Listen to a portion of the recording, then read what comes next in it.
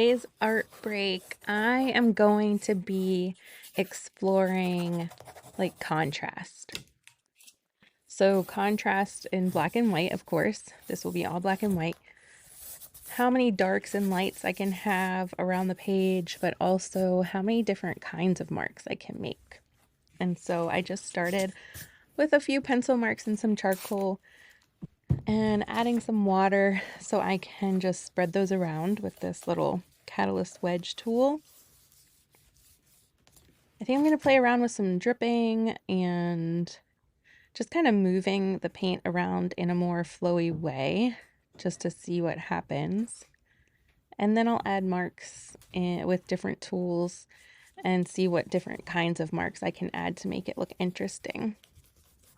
So look how that black paint spreads into the wet areas. It's so cool when it does that. I love that. And if I add a bit more water, I'll be able to tilt the page and let it drip. So some big drips coming off that way, and look how it's spreading into the wet puddle on the page. It's just like getting light.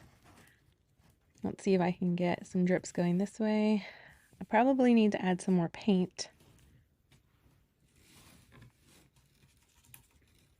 I'll add more black paint here, and then I'm gonna spray that with water and see what kind of drips I can get going that direction.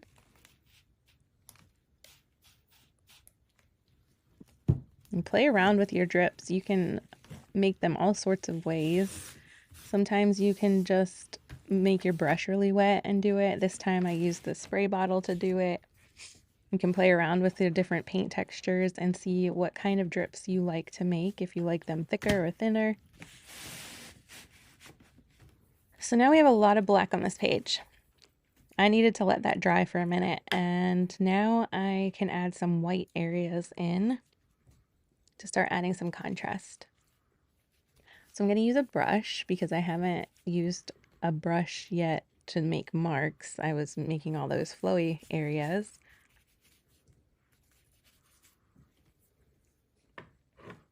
And when you're doing these black and white paintings, you can add in grays too. I use my palette knife there to scratch into the paint, which is really fun. You can see when you have really dark behind really light or really light behind really dark. You get that contrast going with those small lines, and it's super cool. So here's some gray. Like I was saying, when you're doing these black and white explorations, you can mix all kinds of gray colors too and see what you can come up with doing that. So I'm still using the brush here. I need to make some different marks now. Finish adding some white.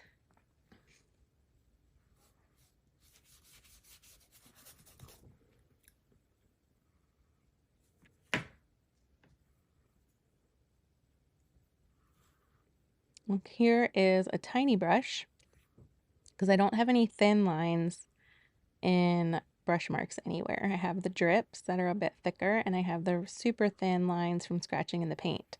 So these are a bit different. So again, I'm just trying to think of different ways to add contrast, and that happens when you use different tools and try to make different marks all around the page. So I don't have any dashes yet, so I can add those with that same brush.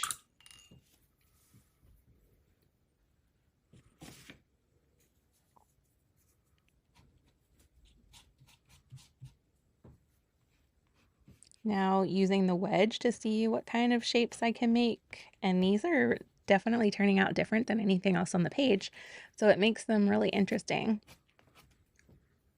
I like those marks, using the tip and getting a line out of it, and then seeing what I can do by spreading the paint around to add some interesting textures.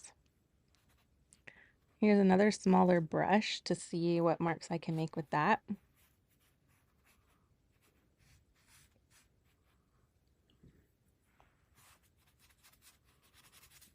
Remember to have fun and play around with all the different supplies you have. Even just switching up the way you hold your brush or switching your brush to your non-dominant hand can make things completely different.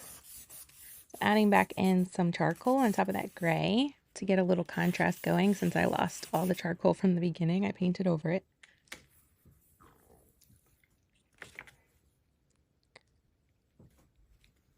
Now I'm going to add some of these dashes, but in white, and you can see how interesting that looks, transitioning from the white on top of the black to the black on top of the lighter area. This is a palette knife, so just trying to see if I can get different textures with that going on in here.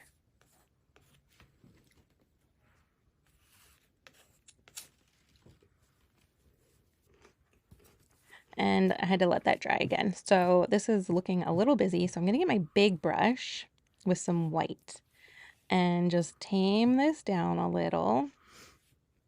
And this is just my personal preference. You might like it super busy, and that's okay. That's all your decision. You get to decide what you like and what you don't.